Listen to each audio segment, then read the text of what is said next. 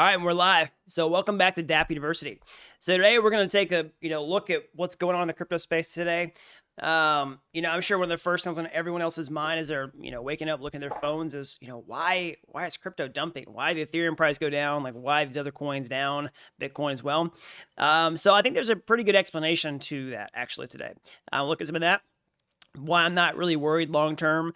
Got lots of other news. The craziness going on with the NFT space. We saw the story yesterday about the the art collection from Beeple selling for over $69 million. Right, that story has changed or it's grown. Like more details on that story since we talked about it yesterday. We're gonna update on that. Yeah, a lot more crazy stuff. People talking about the craziness with the Ethereum miners, with the EIP 5059 fork that's going to happen in July. A lot of drama going on there. We're going to get into all those juicy details, okay? So before we get into that, if you're new around here, I'm Gregory, and on this channel, I turn you into a blockchain master. So if that's something that you're interested in, then smash that like button down below for the YouTube algorithm and subscribe to this channel. And if you want to learn how to become a blockchain master step-by-step from start to finish, then head on over to dappuniversity.com/bootcamp to get started today.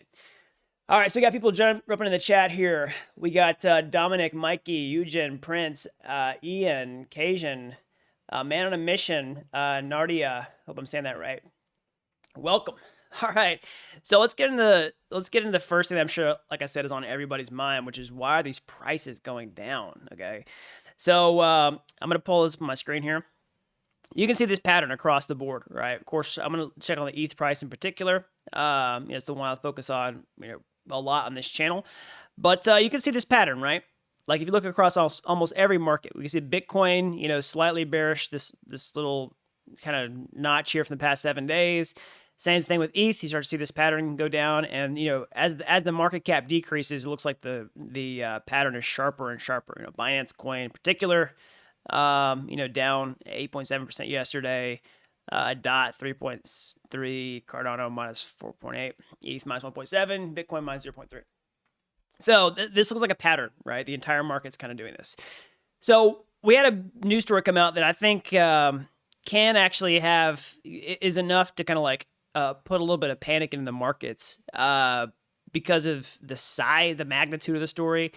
So part of it is the CTFC probes Binance on derivative trades. So basically, this was breaking outside of just crypto publications. So we can see it on Zero Hedge here. So basically, Binance is the world's largest cryptocurrency exchange. The CTFC was sort of investigating them. Let's just look at the article here so I don't get it wrong. I'm investigating whether the world's largest cryptocurrency, Binance, which isn't registered with the agency, allowed Americans to buy crypto derivatives, which are regulated by the CTFC and over know your customer regulations, okay? So I don't have all the details in the story, but I've been seeing this floating around. And honestly, this is one of those things that's kind of big enough for it to send some panic into the markets. Like I think there's other factors than just this, but I do think this is probably one of the biggest factors right now. That being said, if that is the case, if this is sort of the thing that's causing it, or one of the biggest factors, then I don't think this is big enough of a deal for it to be like a long-term issue. I mean, if you're trying to do short-term trades, I guess this is not financial advice. Again, I'm just trying to make sense of what's going on here. I'm not particularly worried about this. I'm not like, cashing out of crypto, heading for the hills or anything based on something of this magnitude. If we got news that like the United States is banning cryptocurrency, that'd be a different level, right? That's not what this is. Okay. So, I think there are other factors too. I think one other factor is people have a little bit PTSD from last year. This is a year ago, basically, from the big crash that happened in March of 2020 from all the global events. I don't really want to say it. There's some superstition if I say the word that, the website that you're watching this video on will suppress the video. I don't know if that's necessarily true, but better safe than sorry. So anyways, I think there's some PTSD about that. I think the people are a little bit cautious about the historical Bitcoin returns from March are negative. We talked about some on this channel. So I think all those things kind of adding up can be a factor. But there's positive news here. Despite the short-term bearishness, we still see, let's see here. We still see Michael Saylor, man. He just going in and buying all the Bitcoins. So let's see here. MicroStrategy has purchased an additional 262 Bitcoins for 15 million in cash at an average price of $57,146 per Bitcoin. As of March 12th, 2020, we hodl 91,326 Bitcoins acquired for $2.211 billion at an average price of $24,214 per Bitcoin. So it's pretty crazy. Despite the bearishness, Michael Saylor, man, he wants all the Bitcoin on the face of the earth. That's awesome. That's awesome. So let's just take a look at the prices again. Oops, sorry. Yeah, so let's look at the ETH price in particular. So it fell by about $1,000 in the last 24. No, it's not 1,000. Sorry, $100 in the last 24 hours. Bitcoin had about $1,000 drop. Again, it looks like we're bouncing here. I don't have any predictions on how low it would go. Again, I'm not a big trader, not a big TA guy. Looking at the long-term picture here and trying to make sense of like the bigger arc of what's happening. And I think these sort of little micro events are a pretty big factor with what's going on like today, this week in the markets. I don't know if that means we'll cool off for longer or if we'll go lower. I really have no idea. But like I said, big picture, I'm not too worried. So like I said, Bitcoin, we had like about $1,000 drop here. Looks like we're bouncing. We might bounce lower, might recover off that. We'll see. We can let's look at some on-chain metrics. Also get a sense of where we are with that. Pull that up here.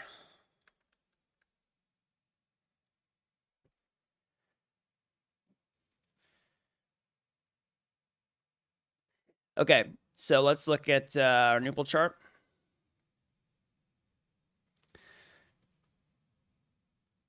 Make sure we're up to today. So this is for the 3rd of March. Seems like when I zoom in, sometimes it doesn't actually capture the current day. Okay, so yeah, we're headed back towards 0.75. Of course, still trending that direction. So this is based off of Thursday's data. So it doesn't have Friday today in it. So if we check this tomorrow, we may kind of bounce here because see, you can see the price line has Friday, but the Nupal metric is not updated for Friday.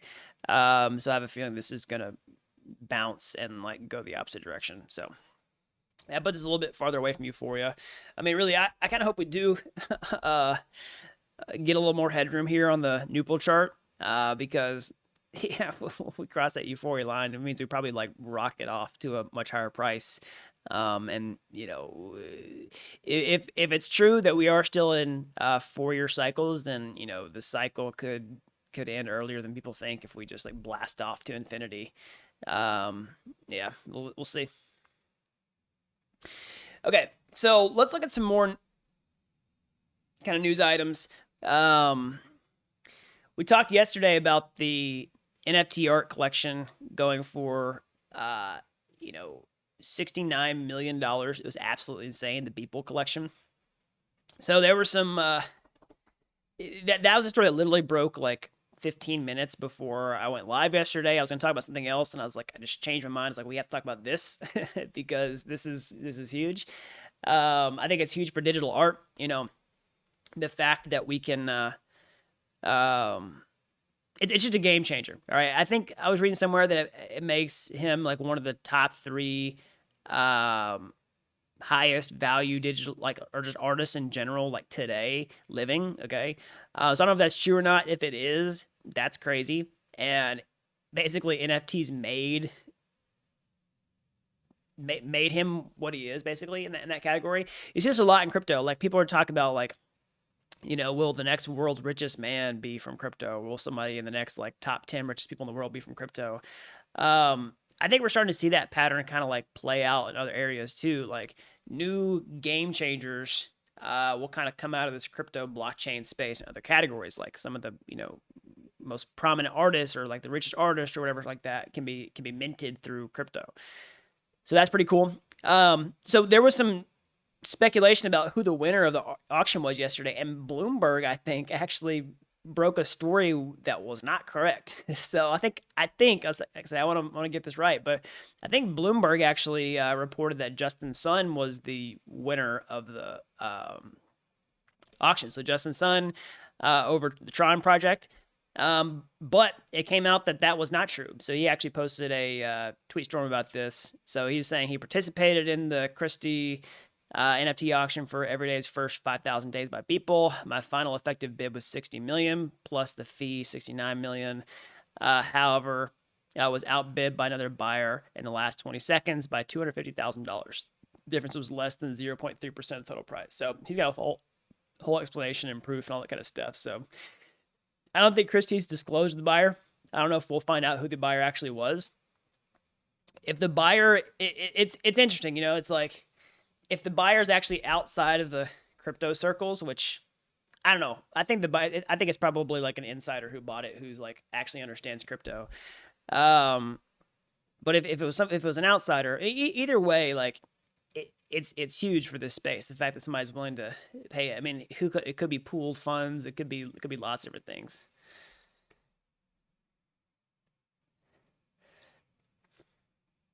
Either way, you know, it's big for NFTs. It's big for digital artwork.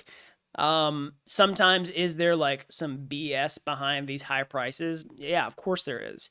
But still, the fact that that kind of money changes hands and gets paid for these things, it's like a price anchor. Now that something has sold for that much, it makes everything else look cheap. And then it elevates the status of all these cheaper collectibles in the eyes of the consumer. Is it Tulip Mania? It might be. Is it a top signal for NFTs? It might be. Are NFTs maybe disconnected from, you know, fundamentals, so to speak, or maybe a little irrational right now in terms of their value? Maybe. But long term, I still think there's something to this, right? Still think that we're on to a new thing that's not going away anytime soon. It's a Pandora's box situation. They've been let out of the box. There's no stuffing them back in the box. Things might be a little crazy right now, but long term, I think it's a game changer. So let's look at another piece of news that's kind of top of mind for everybody. Well, maybe not everybody, but I've had a lot of people ask me about this, which is basically the some resistance to the EIP 1559 hard fork, which is happening. So I released a video about the EIP 1559 upgrade that's going to happen on my channel a couple days ago. Just go look for the YouTube thumbnail of like the fire in the background, like burning ETH. So just a quick recap. EIP 1559 is an upgrade that's happening in July. It's one of the biggest upgrades to the Ethereum network since it was created in 2015. There's a lot to the upgrade. It's going to make the Ethereum gas fees better. It's one of many things that's going to make the Ethereum gas fees better. But one of the biggest things people are excited about is that it helps ETH essentially become somewhat of a deflationary asset, depending on how much it's used. So why is that? Well, basically, you know, you pay transaction fees anytime you do anything on the Ethereum network right now. When you send Ether, when you interact with the smart contract, you trade on Uniswap, et cetera, et cetera. You know, you pay you do something with your money, but then you pay a fee to do it, right? And that fee is paid in Ether, the native cryptocurrency of the Ethereum blockchain. And so right now, you know, miners run the network on proof of work, which is the consensus mechanism that Ethereum currently runs on. And those miners are paid by a combination of new ETH that gets created by the blockchain. This is like the block subsidy, but also that fee that you earn, or the fee that you pay whenever you go to the transaction, also is paid out to miners. So for EIP 1559, that fee gets split into two parts: the base fee and the miner tip. The base fee gets burned, and then the miner tip goes to the miners. So essentially, the miners want to resist this because yeah, their fees are essentially going down because when it splits the fee, they're essentially getting paid less. Okay, so I mean, I'm not gonna like weigh into all the crazy details on this, but a lot of people ask me like, hey, is this bad? Like, because the miners have been talking about a display of force, trying to combine their hash power to like show a display of force to try like threaten the network. I'm not too worried about it, to tell you the truth.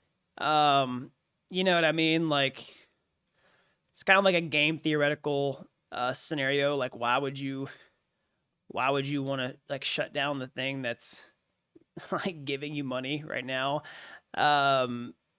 People talk about like, would the miners resist, and when we have a fork resulting in free coins after EIP 1559?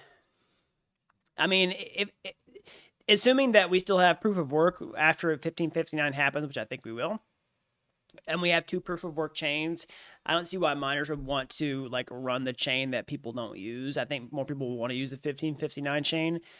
That being said, I mean, we also have like proof of stake coming down the pike for ETH. So, I mean, the miners already know, like on ETH right now, that their days are numbered, in the sense of like Ethereum's not going to be a proof of work blockchain with mining forever. As soon as we move to proof of stake, we're going to transition to staking. So the miners get replaced by validators, and you secure the network by staking your ETH to it. And you earn a passive income reward for doing that. Okay. So, yeah, they already know their days are numbered. I'm not too worried about this. Of course, we'll always see what happens. I don't. One more thing I was going to say was proof of stake may be here sooner than we anticipated, actually. So I actually put a tweet about this on my Twitter yesterday. Well, before we get to that, I think this tweet thread will lead us there. Let's look at this thread. Somebody says this: you can't just say we're going to show that we can come together, aka collude, by demonstrating that we can get more than 50% of hash rate and think that as a negotiating tactic. Even if there's 0% chance of attack, all it's do is accelerate the move to proof of stake, which is that's what you're talking about. So it says some of Ethereum's miners suffer from dangerous delusions of grandeur with their open threats against Ethereum. They may have just cut the remaining proof of work mining time by 50% or more. POS turbo merge options are now on the table, incredibly so. So yeah, this was what I talked about yesterday. So basically, like a quick merge fork choice change. So basically, talking about ETH proof of stake merging faster. So let me pull this up. I showed this yesterday on my Twitter if you guys were following along. So we may actually have proof of stake come sooner than we thought, which is the big deal here. So that's what they're saying is like, if we're gonna get talking about basically the threat of miners backfiring, which was we have this display of force. Miners already know their days are numbered with proof of stake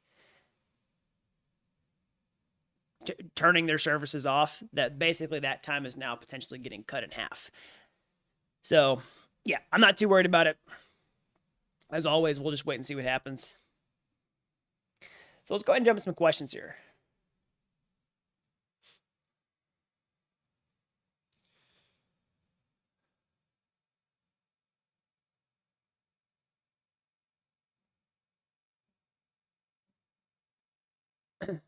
Somebody says miners have to understand they got to enjoy a lucrative gig for a while, and it is what it is. Industries change. Yeah.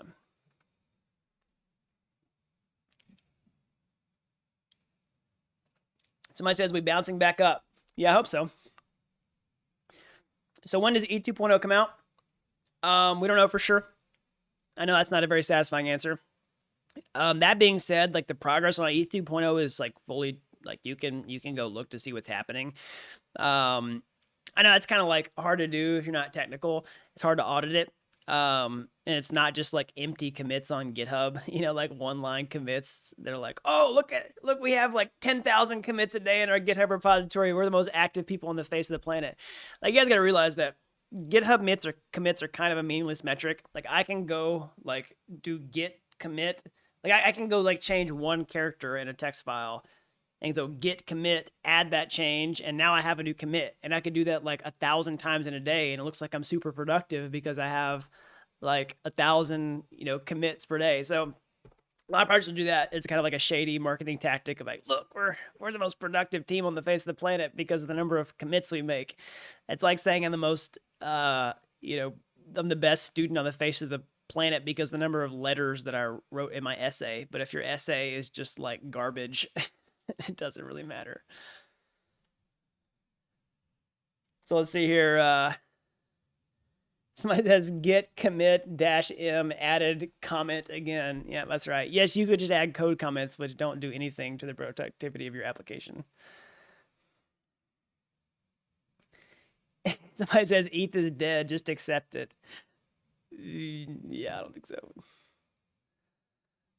Let's see here.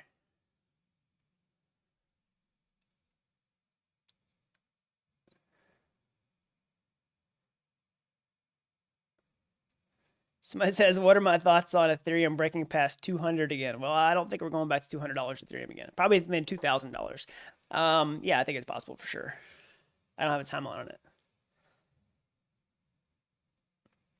So what are some altcoins that I like? So here's the thing, like, I'll tell you like what I personally, work with and focus on.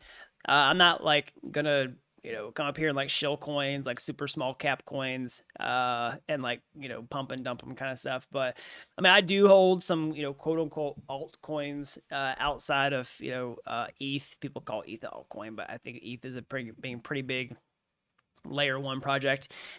So the two biggest ones that I hold outside of ETH are Aave, Lend token, and Synthetics. So those are those DeFi projects. Again, there's lots of other cool stuff out there that I like and I'm excited about, but to me, my long-term success strategy isn't about being in every single project. I'm not a short-term trader. I don't try to do quick flips. I mean, I bought into Aave and Synthetics like about a year ago, so I haven't really added to those positions much since then and haven't really been taking any of those positions off the table. So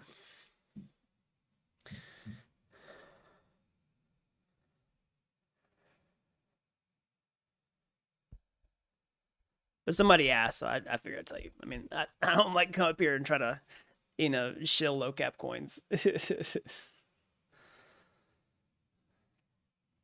Somebody said, does the optimism make things like Matic obsolete? I don't think so. I mean, the market has to ultimately decide like if it wants to use side chains. Does it want to use side chains or does it want to use layer 2 scaling solutions? It may not be, it may be a both and type of scenario. We just have to wait and see.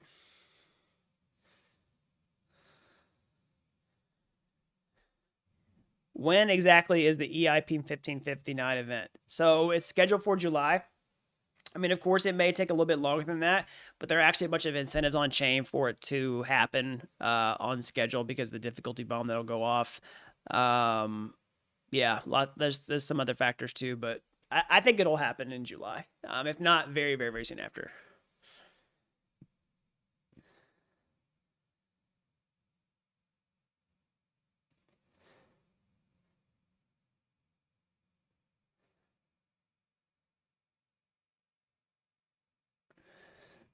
Somebody says Ethereum is the best spot to establish yourself. Yeah, I think so. At least that's what I've been doing. I mean, so some people ask like, why are you talking about Ethereum so much? Well, probably because I've been working with Ethereum every day for since like the end of 2017. So that's what my expertise is in. That's what I have, a ton of. That's what I focused on. Some people say, "Oh, that just makes you biased." Blah blah blah. And look, guys, nobody was like saying any of this stuff 6 months ago. Like, no, it's literally just been the past 3 months since the cryptocurrency prices have gone up that people have gotten super committed to other projects that they've like come in and been like, like it's sort of like the bull market craziness. So anyways, I mean, I've been working with Ethereum day in, day out for a long time. I don't have a compelling reason to change. I'm not really scared of like somebody coming in and like taking ETH's lunch because I don't see the fundamentals of that really happening anytime soon.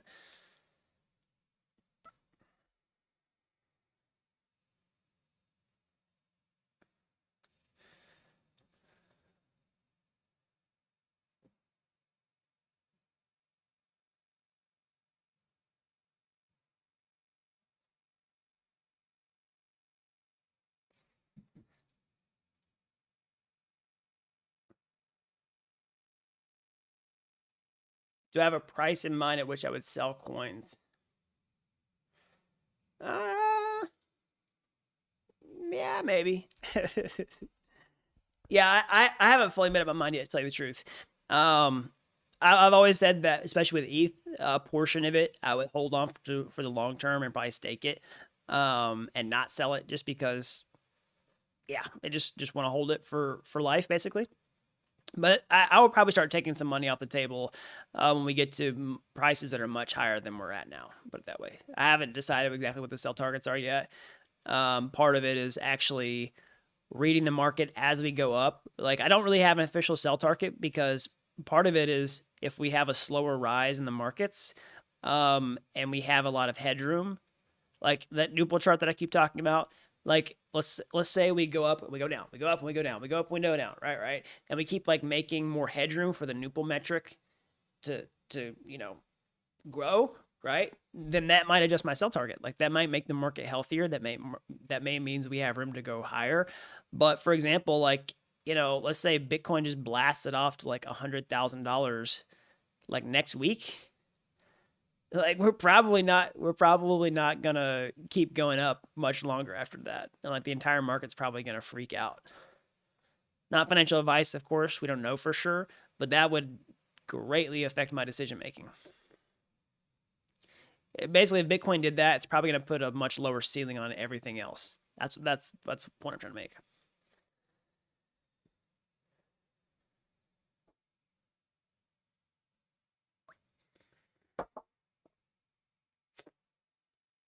Somebody says hold ETH with an iron fist. That's right, diamond hands, guys.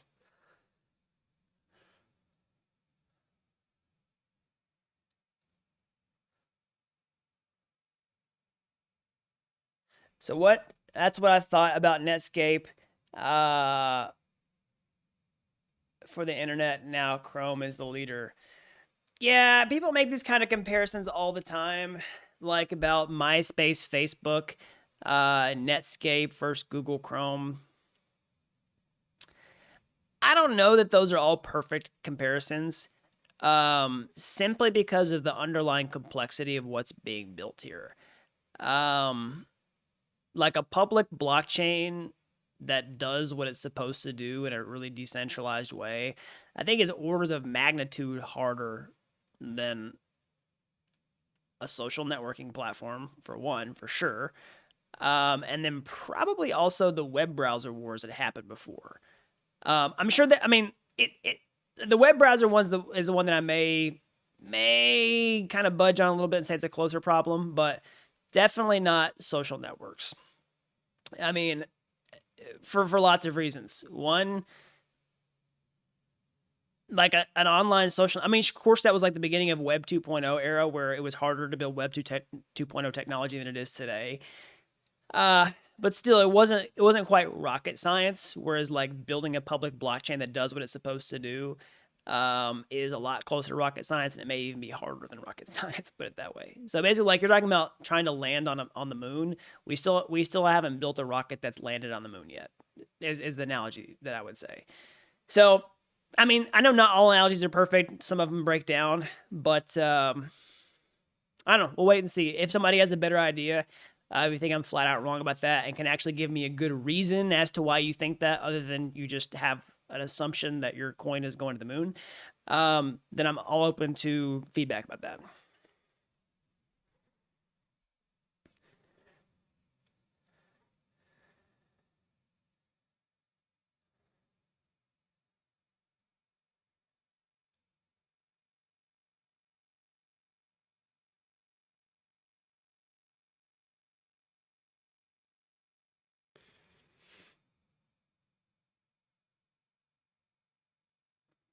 All right, everybody. That's what I got for today. As always, smash that like button down below. Subscribe to this channel if you haven't already. That really helps the videos out so people can learn about blockchain. If you're as fascinated with this technology as I am and you want to get your hands dirty today, how can you do that? You go to my YouTube homepage. You can find any of my free courses there. They're like Udemy courses, but they're totally free. If you like those, you want to take the next step, or hey, maybe you want to take a master shortcut entirely, I can show you how to become a blockchain master step by step from start to finish over at dappuniversity.com/bootcamp. All right. You don't have to be an expert to get started today. I've helped people with zero coding background become real world blockchain developers in a matter of months. All right. So that's all I've got. And until next time, thanks for watching Dapp University.